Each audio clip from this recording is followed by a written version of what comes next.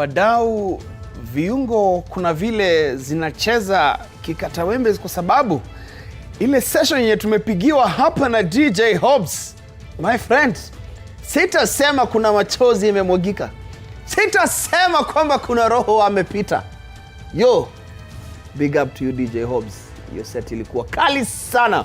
Welcome now to the Now Report with me, Daddie Marto, right here on TV47, your home of untold stories. Na kwa leo wacha tukimbize hii kitu kwa sababu kuna ile roho yenye Hobbs ameacha hapa, tunataka tukimbizane nayo kila mahali. Sawa sawa? Haya. Of course, mambo ya roho inatoka juu, lakini sasa kuna hii yenye Ghana wana complain about ambayo wanahitaji Mungu. Because Ghanaian Foreign Minister Samuel Okudzeto Ablakwa strongly condemned the ongoing wave of anti-migrant violence in South Africa, declaring that this is not the Africa we deserve, while announcing the commencement of the next repatriation phase of over 1,000 Ghanaian nationals. Speaking at a press briefing in Accra, Ablakwa urged South African law enforcement authorities to arrest and prosecute perpetrators of xenophobic attacks and property destruction targeting foreign nationals, as special evacuation flights carry returnees, prioritizing women, children, students, and vulnerable individuals. The Ghanaian government confirmed it is preparing formal claims for asset compensation to join other African Union member states in calling for decisive multilateral action to protect cross-border migrant communities. Let's hold a minute's silence to remember our two brothers who died in South Africa, coming under attacks, killed by unknown assailants. We are still demanding justice, and we have written to the South African authorities that the two Ghanaians who have been killed, Mr. Bashiru Isaac and Mr. Kojo Eji, their killing must not be covered up. There has to be justice, and we will continue to demand thorough investigations, arrests, and prosecution of those who killed our beloved two compatriots, Mr. Bashiru Isaac, whose body we have received, and Mr. Kojoenji, whose body we are yet to receive. Watu tukiwatumia tu DJ Hobbs hivi, watatulia. Lakini kama stories za leo ni kama tunafaa kutuma DJ Hobbs kila mahali. Kwa sababu United States diplomats staged a rare walkout during a UN Security Council meeting on Monday, exiting the chamber as French representatives took to the floor in protest of criticisms leveled by Paris against Washington's human rights stance. The dispute erupted after the French UN mission in Geneva published social media posts criticizing the US for voting alongside countries like North Korea and Russia against extending UN High Commissioner for Human Rights Volker Turk's mandate. Alternate US Representative Dan Negrea condemned France's statement as disingenuous grandstanding and politicized drivel, stating the American delegation would refuse to listen to French interventions until Paris withdrew its remarks. French Ambassador Jérôme Bonafont responded by emphasizing France's historical alliance with the US and reiterating its commitment to uphold the UN Charter, human rights, and international peace despite the escalating diplomatic rift.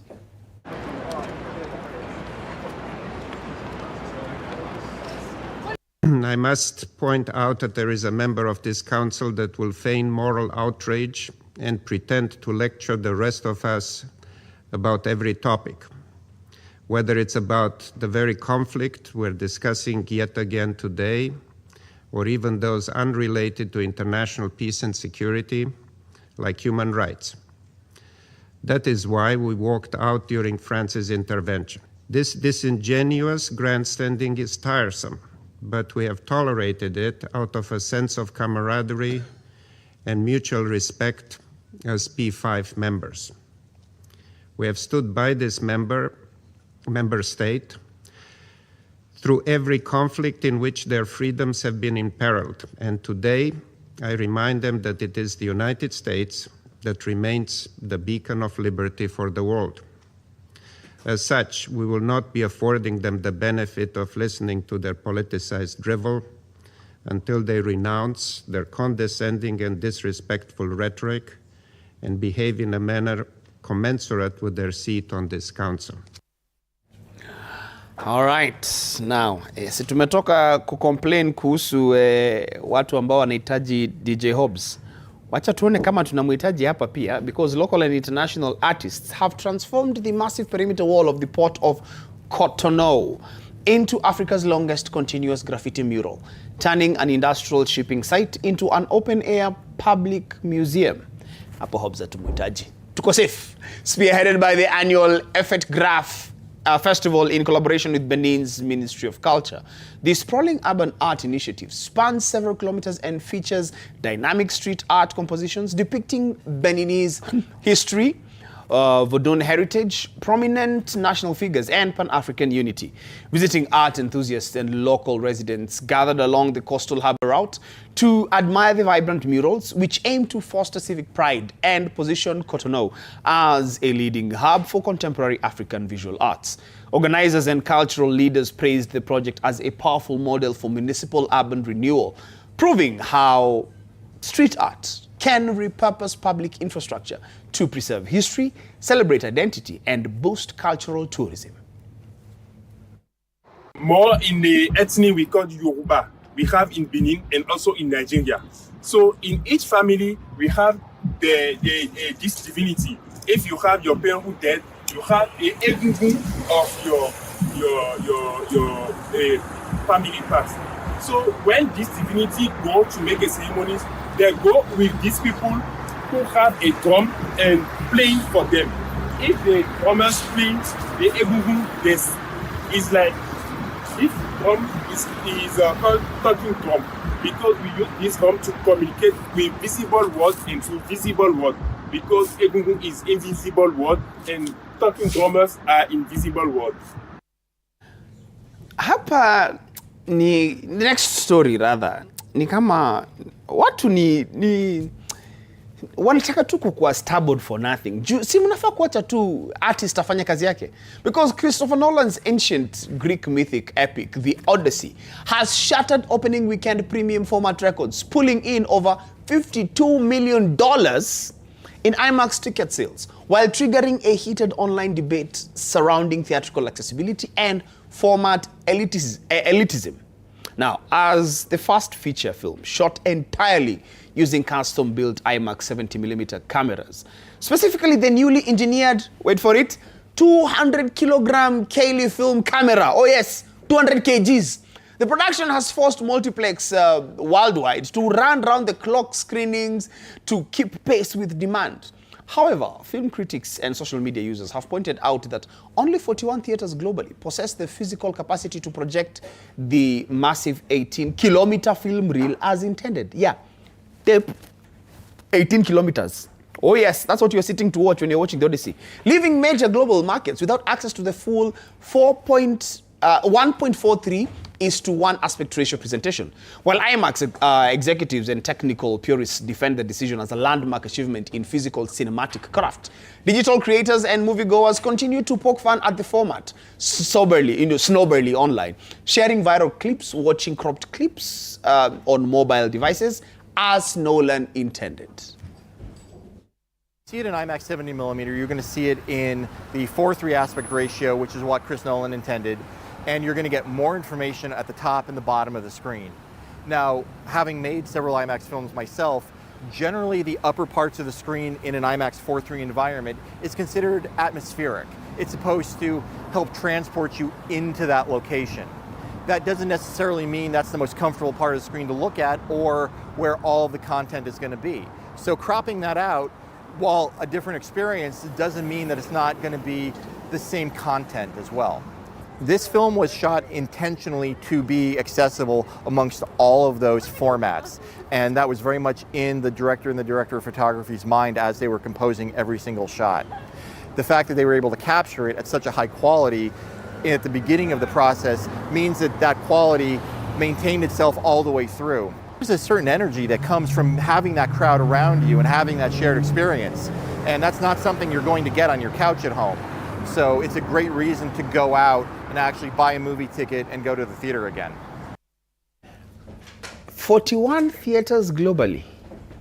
Ni mimi nimekosea ama Nairobi iko na IMAX car 3 hivi.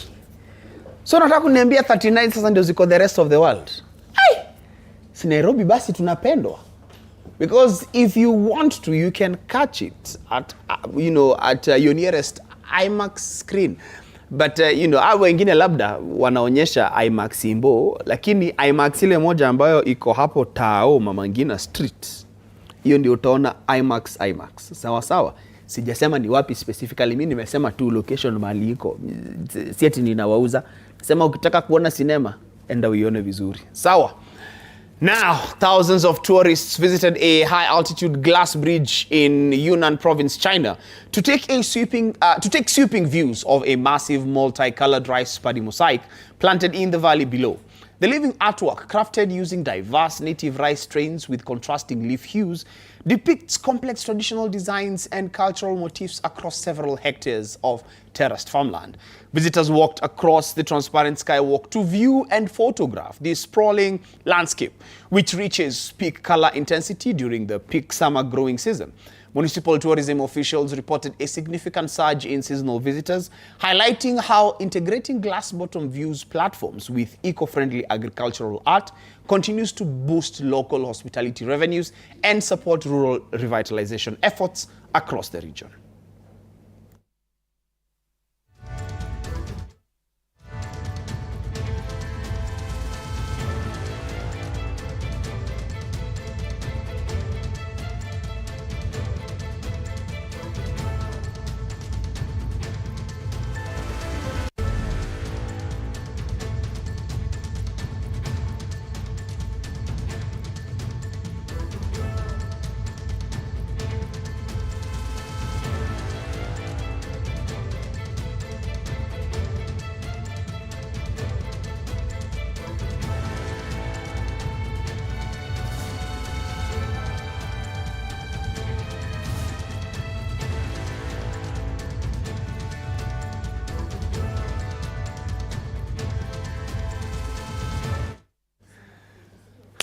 Hey, China mchele inatumika kama tourism.